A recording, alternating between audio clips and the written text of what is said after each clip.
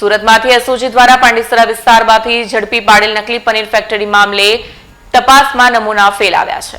સુરતમાંથી SOG દ્વારા પાંડેસરા વિસ્તારમાંથી ઝડપી પડેલ નકલી પનીરનો ફેક્ટરીનો મામલો સામે આવ્યો છે। એસઓજી દ્વારા મનપાના આરોગ્ય અધિકારી સાથે રેડ કરી 1401 કિલોનો જથ્થો સીઝ કરાયો છે। 25 દિવસ બાદ લેવામાં આવેલા પનીરના નમૂનાનો રિપોર્ટ ફેલ આવ્યો છે। પનીરમાં ફેટની માત્રા ઓછું હોવાનું રિપોર્ટમાં આવ્યું છે। પનીરમાં પામન ઓઇલનું મિશ્રણ મળી આવતા રિપોર્ટ ફેલ આવ્યો છે।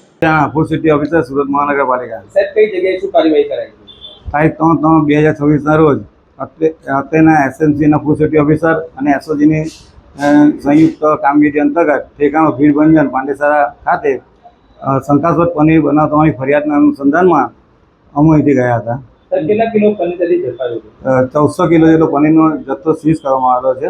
સાહેબ નમૂનો લીધા હતા અને રિપોર્ટ આવ્યો છે, શું આવ્યું છે રિપોર્ટ? જે પનીરનો નમૂનો લેવામાં આવેલો હતો તે પનીર સૌ સ્ટાન્ડર્ડ જાહેર હોય ત્યાં ફેટ એસએનએફ અને પ્રોટીનનું પ્રમાણ જે ધારધોરણ હોય એ નિયત માત્રામાં ન હોવાના કારણે સૌ સ્ટાન્ડર્ડ છે, જેથી એફએસસીઆઈ રૂલ્સ એન્ડ રેગ્યુલેશન મુજબ એની અંતર્ગત સંસ્થા અને ઇસમો વિરુદ્ધ કાર્યવાહી કરવામાં આવશે।